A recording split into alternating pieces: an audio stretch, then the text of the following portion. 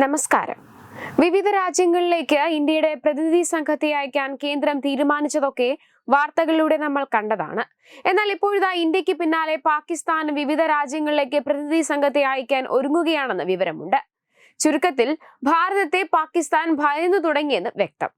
കാരണം ഇന്ത്യയിലെ മോദി സർക്കാർ ലോകത്തിന്റെ വിവിധ ഭാഗങ്ങൾ സന്ദർശിക്കാൻ ടീമുകൾ രൂപീകരിച്ചത് പിന്നാലെയാണ് പാകിസ്ഥാൻ ഇന്ത്യയെ അനുകരിക്കുന്നത്. അതേസമയം ഭീകരവാദികൾക്ക് പിന്തുണ നൽകുന്ന പാകിസ്ഥാനെതിരെ വിദേശ രാജ്യങ്ങളുടെ പിന്തുണ ഉറപ്പാക്കാൻ ഇന്ത്യ അയക്കുന്ന എംപിമാരുടെ പ്രതിനിധി സംഘത്തിന്റെ മുഴുവൻ ലിസ്റ്റ് പുറത്തുവന്നു.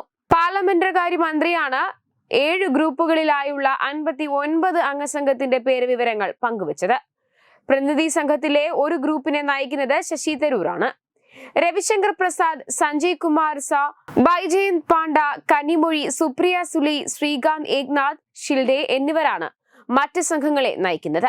ശശി തരൂരിന്റെ സംഘത്തിൽ ശാംഭവി, സർഫ്രാസ് അഹമ്മദ്, ഹരീഷ് ബാലയോഗി, ശശാങ്ക് മണി ത്രിപാഠി, ഭുവനേശ്വർ കലിത, മിലിന്ദ് മുരളി ദിയാറ, തേജസ്വി സൂര്യ എന്നിവരാണുള്ളത്. America, Panama, Guyana, Brazil, Colombia എന്നീ രാജ്യങ്ങളാണ് ഈ സംഘം സന്ദർശിക്കുക. ശശി തരൂരിനെ കൂടാതെ ജോൺ ബ്രിട്ടാസ്, ഇ.ഡി. മുഹമ്മദ് ബഷീർ, വി മുരളീധരൻ എന്നീ എംപിമാരും വിവിധ പ്രതിനിധി സംഘത്തിന്റെ ഭാഗമാണ്. മുൻ കേന്ദ്രമന്ത്രി കൂടിയായ മുരളീധരൻ സുപ്രിയ സുലെ നയിക്കുന്ന പ്രതിനിധി സംഘത്തിനൊപ്പം ഈജിപ്ത്, ഖത്തർ, എത്യോപ്യ, ദക്ഷിണാഫ്രിക്ക എന്നീ രാജ്യങ്ങളിലേക്കാണ് പോകുന്നത്. ശ്രീകാന്ത് ഏക്നാഥ് ഷിൽഡെ നയിക്കുന്ന പ്രതിനിധി സംഘത്തിലാണ് മുസ്ലിം ലീഗ് എംപി ഇ.ടി. മുഹമ്മദ് ബഷീർ ഉള്ളത്. UAE, ലൈബീരിയ, കോംബോ, സിയാറ ലിയോൺ എന്നീ രാജ്യങ്ങളിലാണ് ഈ പ്രതിനിധി സംഘം സന്ദർശിക്കുക. സഞ്ജയ് കുമാർ സ നയിക്കുന്ന പ്രതിനിധി സംഘത്തിലാണ് CPM എംപി ജോൺ ബ്രിട്ടാസ് ഉള്ളത്. Indonesia, Malaysia, Korea, Japan, Singapore എന്നീ രാജ്യങ്ങളിലാണ് ഈ പ്രതിനിധി സംഘം എത്തുക.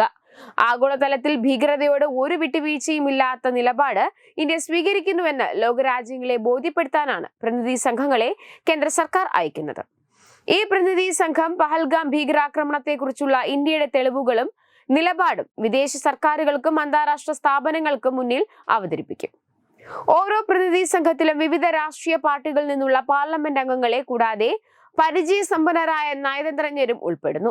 26 സാധാരണക്കാരുടെ മരണത്തിനിടയാക്കിയ പഹൽഗാം ഭീകരാക്രമണത്തെ തുടർന്നാണ് ഇന്ത്യ ഓപ്പറേഷൻ സിന്ദൂറിന്റെ കീഴിൽ പാകിസ്ഥാനിലെയും പാക് അധീന കശ്മീരിലെയും 9 ഭീകര കേന്ദ്രങ്ങളിൽ ആക്രമണങ്ങൾ നടത്തിയത്.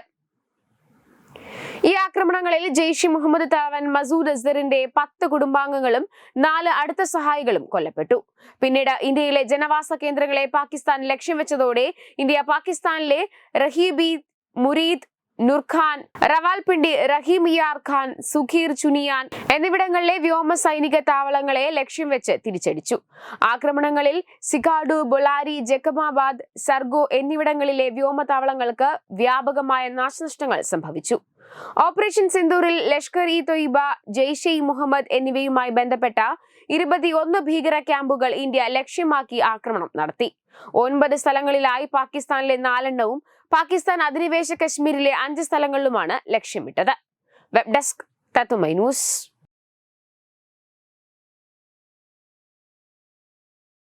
തുമ്പമൺ ശ്രീ വടക്കുംനാഥൻ ക്ഷേത്രം, അമ്പലക്കടവ്, പത്തനംതിട്ട. ശ്രീമദ് സ്കന്ദപുരാണ മഹാസത്രം 2025 മെയ് 11 മുതൽ 18 വരെ. ബ്രഹ്മശ്രീ മുംബൈ ചന്ദ്രശേഖര ശർമ്മയുടെ മുഖ്യ കാർമ്മികത്വത്തിൽ മഹാഗണപതി ഹോമം, സ്കന്ദപുരാണ പാരായണം, മഹത് പ്രഭാഷണങ്ങൾ, പൂജഹോമാദികൾ, കലാസാംസ്കാരിക പരിപാടികൾ. സത്രയജ്ഞ കർമ്മങ്ങളിലേക്ക് എല്ലാ ഭക്തജനങ്ങളുടെയും സാന്നിധ്യവും സഹകരണവും സാദരം അഭ്യർത്ഥിക്കുന്നു. മഹാസത്രവേദിയിൽ മെയ് 18 പഴനി അരുൾമിക ദണ്ഡായുധപാണി സ്വാമി ദേവസ്ഥാന അർച്ചക സ്ഥാനികർ ശ്രീസെൽവ സുബ്രഹ്മണ്യ ശിവശാരിയാരുടെ മുഖ്യ കാർമ്മികത്വത്തിൽ നടക്കുന്ന അതിശ്രേഷ്ഠവും സർവൈശ്വര്യദായകവുമായ സ്കന്ദഹോമം.